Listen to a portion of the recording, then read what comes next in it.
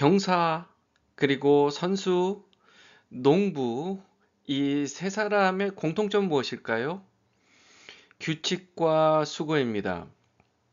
군인들은 반드시 그의 커맨더, 그러니까 자기를 명령하는 그런 지휘관을 기쁘게 하는 그 규칙이 있어요. 그 규칙을 잘 지키기 위해서 수고를 해야 돼요. 자기 맡은 임무를 다하기 위해서 사실은 목숨까지도 버려야 되는 그런 수고가 필요하죠. 선수는 어때요? 경기장에서 그 규칙이 있습니다. 경기마다 축구는 축구대로, 뭐 농구는 농구대로, 뭐 탁구는 탁구대로 이렇게 규칙이 있어요. 그 규칙을 어기지 않고 최선을 다해서 승리할 수 있는 방법에 따라 수고를 해야 되잖아요. 규칙을 어기면은 이길 수가 없어요. 그리고 농구는 어때요? 자연 법칙, 그러니까 어떻게 이 농작물을 재배를 해야 그것이 잘 자랄 수 있는지, 뭐 당근은 당근대로, 배추는 배추대로, 고추는 고추대로 그 각각의 규칙이 있어요. 잘 심고 언제 어떻게 물을 얼마나 주고 햇볕을 얼마나 쐬어야 되고 또 거기에 어떻게 비료를 주고 언제 따야 되고 언제 씨를 뿌려야 되고 이런 규칙이 있어요. 그 규칙에 따라서 수고를 해야 됩니다. 내가 해야 할 게 있어요. 이 병사, 선수, 그리고 농부의 공통점은 규칙과 수고입니다. 사실 이 얘기는요, 사도 바울이 오늘 본문 말씀에서 하는 얘기입니다. 이 얘기를 하는 이유는 우리 예수 믿고 구원받은 사람들, 사명자들이 가져야 할 이 두 가지 철칙, 규칙과 수고 이 두 가지를 꼭 기억하고 행해야만 한다. 그래야 사명자의 역할을 감당할 수 있다라는 얘기를 사도 바울이 하고 있는 겁니다. 디모데에게 사도 바울이 오늘 본문 2장에서 얘기하고 있는 이 얘기는요. 사도 바울이 지금 로마의 감옥에 갇혀 있는 상태에서 디모데에게 편지를 쓰고 있는 것입니다. 아무리 생각해도 자기가 여기서 살아나갈 것은 어려울 것 같다. 그러니 너가 이 면회라도 와서 내 얘기를 좀 듣고 내가 얘기하고 우리 함께 그동안 예수님에 대해서 얘기했던 복음의 말씀을 정리해서 내가 이 세상을 떠나고 나면 너가 많은 사람들에게 앞으로 복음을 전해야 돼. 그 얘기를 지금 하고 있는 거예요. 어떻게 보면 되게 슬픈 이야기도 하지만 사명자인 디모데에게 이 두 가지, 즉 규칙과 수고, 우리가 수고를 해야 되는데 그 수고는 반드시 예수 그리스도를 기쁘게 하는 수고여야 된다. 그 규칙만 안다고 해서 끝이 아니라 예수님께서 우리 주님께서 원하시는 게 무엇인지 알았다면 그것을 위해서 우리가 대가집을 내가 할 수 있는 일을 정말 내 삶을 다 소모해서 내 인생을 소모해서 그 주님의 뜻을 이루어 드리는 일을 해야 된다라는 이야기를 지금 디모데에게 하고 있는 것입니다. 내 아들아, 그러므로 너는 그리스도 예수 안에 있는 은혜 가운데서 강하고 또 네가 많은 증인 앞에서 내게 들은 말을 충성된 사람들에게 부탁하라. 그들이 또 다른 사람들을 가르칠 수 있으리라. 너는 그리스도 예수의 좋은 병사로 나와 함께 고난을 받으라. 지금 아들이라고 부르죠. 우리가 영적으로 아비된 마음을 가지고 예수 믿고 다른 사람들 영적으로 양육하는 사람들을 자식처럼 생각하는 거예요.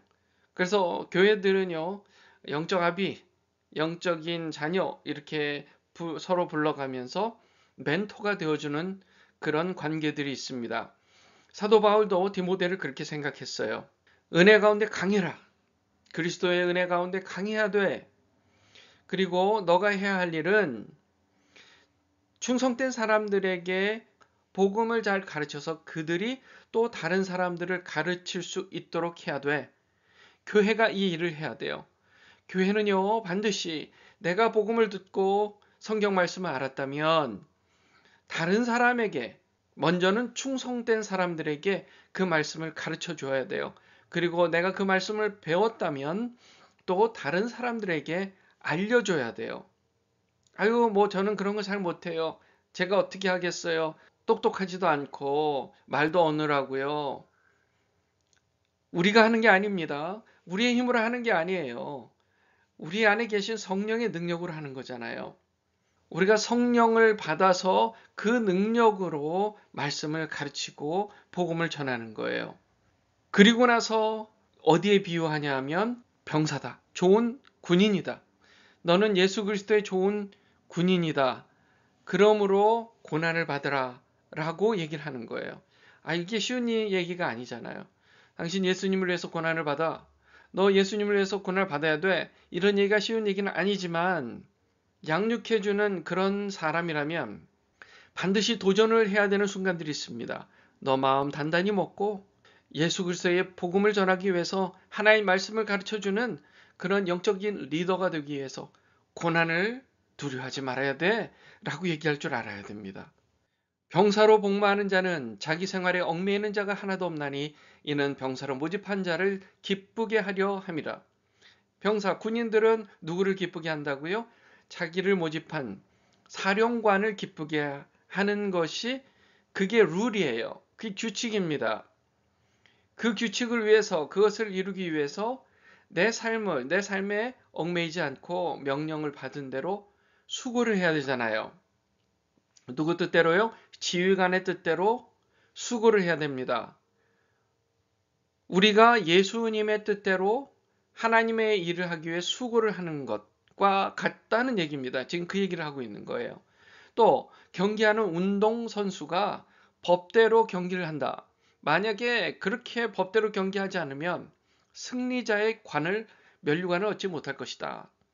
경기하는 사람이 그렇죠? 그리고 농부가 그렇습니다. 6절에 수고하는 농부가 곡식을 먼저 받는 것이 마땅하니라. 농부도 농작물을 키우기 위해서 각각의 채소별로 그 규칙이 있어요. 그리고 나서 수고를 해야 됩니다. 그래야 열매를 얻을 수가 있는 것이죠. 내가 말하는 것을 생각해 보라. 주께서 범사에 내게 총명을 주시리라. 너는 그 일을 하는데 너의 힘으로 하는 게 아니야. 하나님께서 너에게 총명을 주실 거야. 너에게 능력을 주시는 그 힘으로 하는 거야. 너의 힘으로는 그렇게 하나님의 우리 주님의 뜻대로 수고하는 게 힘들 거야. 라고 얘기하면서 8절에 내가 전한 복음대로 다윗의 씨로 죽은 자 가운데서 다시 살아나신 예수 그리스도를 기억하라. 우리의 규칙이, 우리의 법은 예수 그리스도입니다. 우리의 법은 예수 그리스도이십니다. 우리의 규칙, 우리가 따라야 할 법은 예수 그리스도의 십자가예요. 그 십자가를 위해서 수고하는 겁니다. 복음으로 말미암아 내가 죄인과 같이 매이는 데까지 고난을 받았으나 하나님의 말씀은 매이지 아니하니라. 본인 얘기를 하면서요, 사도 바울이요. 나는 그 예수 그리스도의 복음을 위해서 지금 이렇게 죄인과 같이 되어 갇혀있다. 잡혀있다. 고난을 받았다. 하나님의 말씀이 더 많은 사람들에게 전파되기 위해서 나는 묶였지만 대신 하나님의 말씀은 더 많은 사람들에게 전파되었다. 그러므로 내가 택함 받은 자들을 위하여 모든 것을 참음은 그들도 그리스도 예수 안에 있는 구원을 영원한 영광과 함께 받게 하려 함이라. 내가 이렇게 하는 이유는 하나님의 영광을 위해서 하고 그 결과로 주님께서 원하시는 바, 그 복음의 말씀을 들은 사람들이 구원을 받고 영원한 영광을 함께 받게 하려 하는 것이다. 11절 밑보다 이 말이요. 우리가 주와 함께 죽었으면 또한 함께 살 것이요. 우리의 목숨은 주의 영광을 위해서 수고하는데 완전히 소모해서 써야 된다는 거예요. 건강을 죽을 때까지 건강 유지만 하고 수고도 안 하고 어떻게 끝까지 건강할까 그것만 생각하고 하는 것은 얼마나 인생 낭비입니까? 최선을 다해서 건강을 유지하되 그 건강을 가지고 최대한 하나님의 말씀을 다른 사람에게 알려주고 복음을 알려주고 또 나에게 맡겨주신 그 사명 콜링의 일들을 감당하라는 거예요. 그것을 소모하라는 거예요. 우리의 삶을 소모하라는 겁니다. 12절 참으면 또한 왕노릇할 것이요 우리가 주를 부인하면 주도 우리를 부인하실 것이라.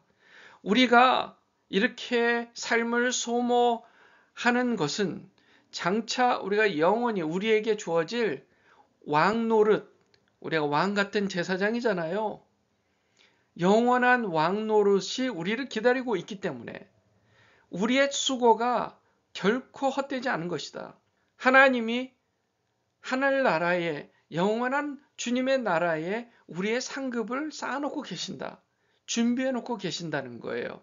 그러므로 이 땅에서 우리가 주님을 부인할 게 아니라 더욱더 우리 주 예수 그리스도를 더 자랑하고 알림으로써 장차 우리가 받을 영원한 영광, 영원한 생명을 바라보자는 겁니다. 우리는 미쁨이 없을지라도 주는 항상 미쁘시니 자기를 부인할 수 없으시리라. 미쁨이란 말은 변치 않는 마음이에요. 미쁨은 변치 않는 마음입니다.